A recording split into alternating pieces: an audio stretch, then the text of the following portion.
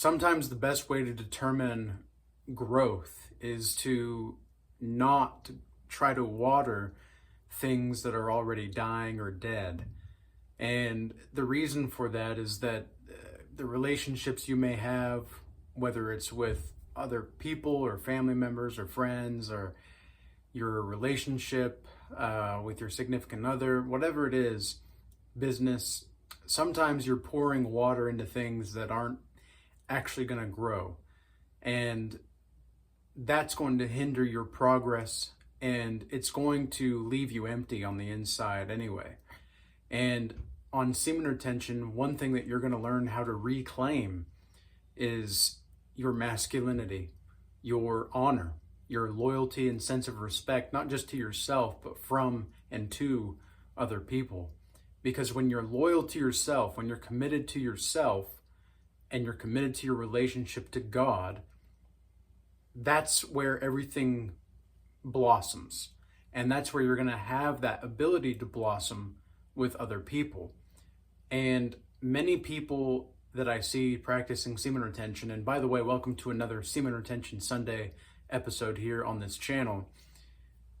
The people that I see that are practicing semen retention are realizing that they're having to reclaim these things, or that they're getting benefits. It's not really a benefit. The benefits are really just aspects of yourself that were always there and laid dormant. You just didn't know how to manifest them until you started doing this practice. And now it's easier because you're not just giving your energy away to all of these different empty vessels.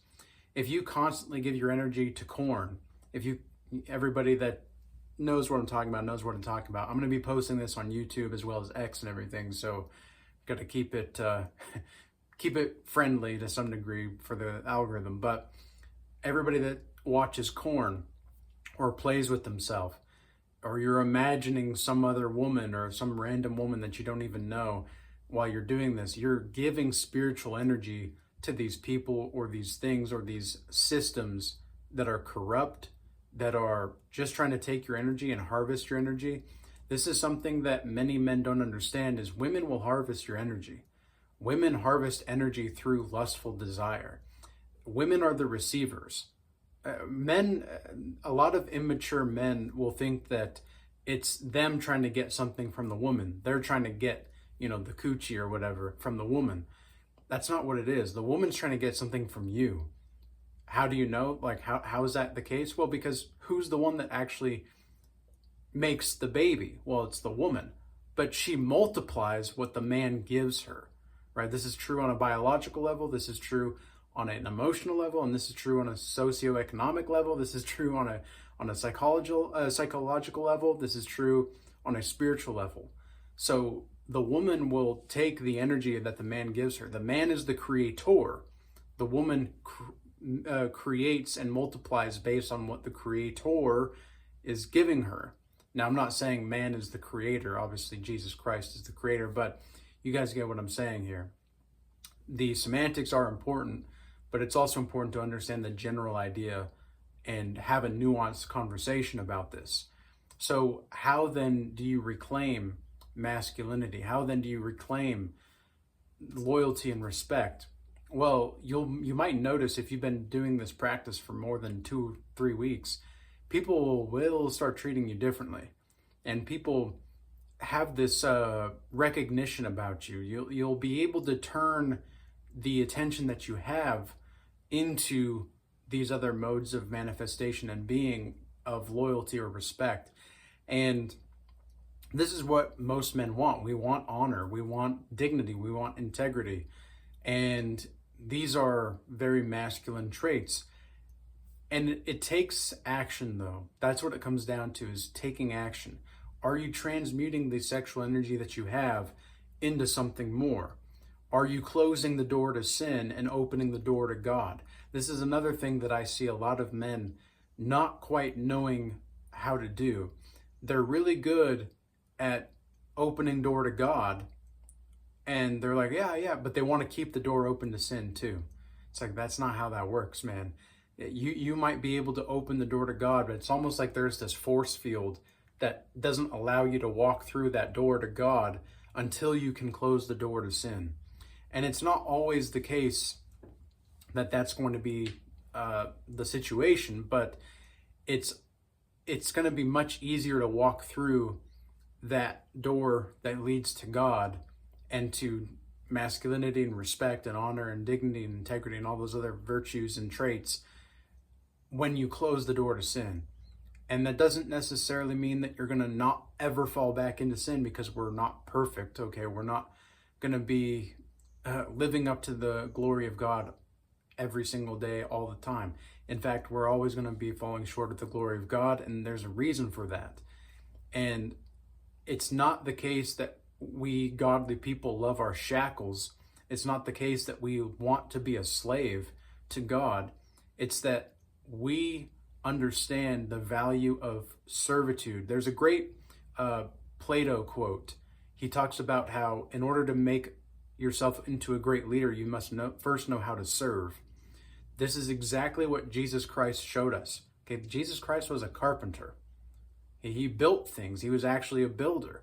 Okay, and he was able to give without payment, and he was able to receive without having to pay either. And he taught people how to do this, not only because he was God himself and made manifest in the flesh, but because he wanted to, whether you believe it or not, if you look at the stories of Christ, he was the pinnacle of somebody that you would always be able to look up to.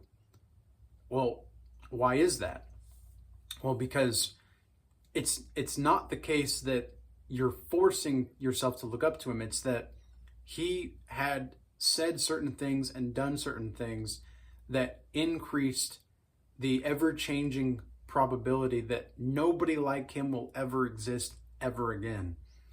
And it's not necessarily that there's not going to be forms of likeness that we can have in ourselves through Jesus, but it's that we can learn about how to do, how to have respect and reverence for all of life, how to hold people accountable without being an enemy to them, how to call out the hypocrites, how to call out the people that are trying to disrupt and take advantage of the people that don't really know any better.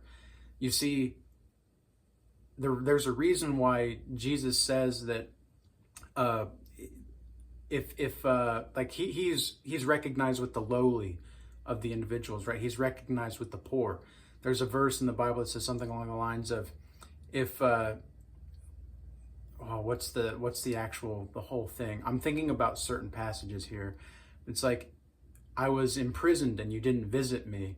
I was hungry and you didn't feed me. You know, all these different things. And it's going to be the people that did do those things, that fed the hungry, that were able to free the captives of their own mind, basically. That's the metaphor, that's the parable, right? And he will turn away everybody that did not do those things. And there's a reason for that. It's because Jesus didn't call people that are perfect. He called people that are sinners. And I know that because I myself am a sinner, and I've done all those different kinds of things in the past. And when I say I'm sinning, I mean to say that I'm moving away from that which is good for my well-being or positive for my well-being, and I'm moving towards something that is hurting my well-being and my spiritual longevity and my spiritual life. This is another thing that I see, is people will go back to their own spiritually dead behavior. And this goes back to the metaphor that I begun in this topic at the very beginning, was that people will try to water spiritually dead things, so to speak. Well, how do you know if something is spiritually dead? Is whether or not it's puffing you up with pride, whether or not it is making you greedy, whether or not it is, think about the 7 deadly sins, for example, okay? Anything that makes you slothful, rageful, or wrathful, or lustful, all these things, that's going to be an indicator that you're going down a path that probably isn't good for your well-being. And the idea that people think that they can just go back to this whenever they feel like it. Uh, and they'll still have, God to rely on. It's like, that's not really how that works. If you're committing iniquity, that's one thing, okay? Sin is different from iniquity. There's sin, transgression, and iniquity.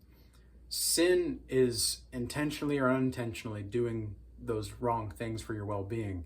Transgression is, you know that it's wrong, but you're challenged with the task of moving away from sin. Iniquity is, yeah, I know it's wrong for me and I don't give a fuck anymore.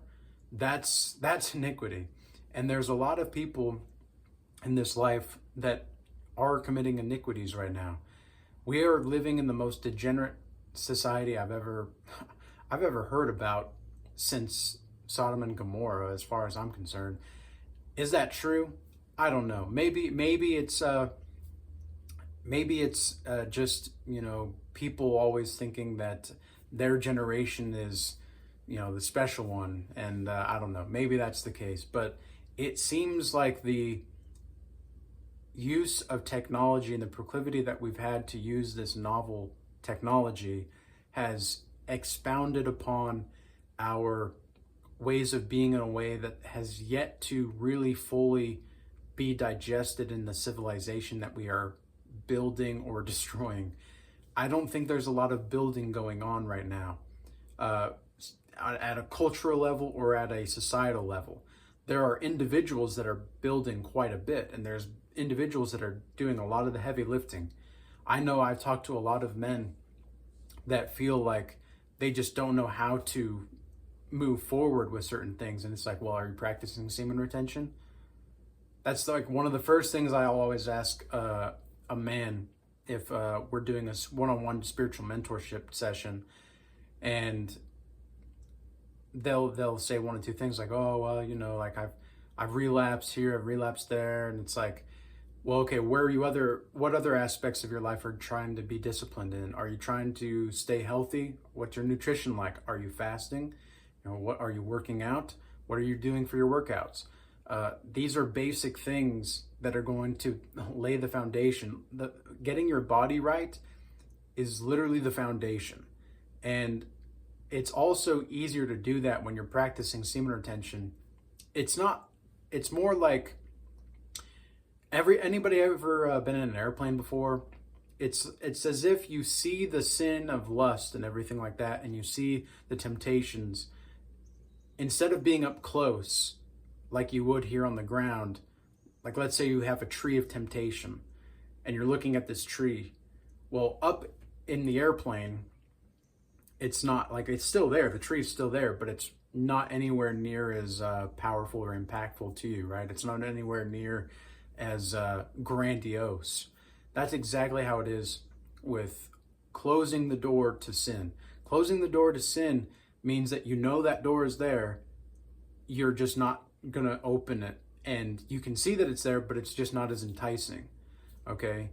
And then opening the door to God is taking off on that airplane and growing closer to the heavens, okay? You want to fly.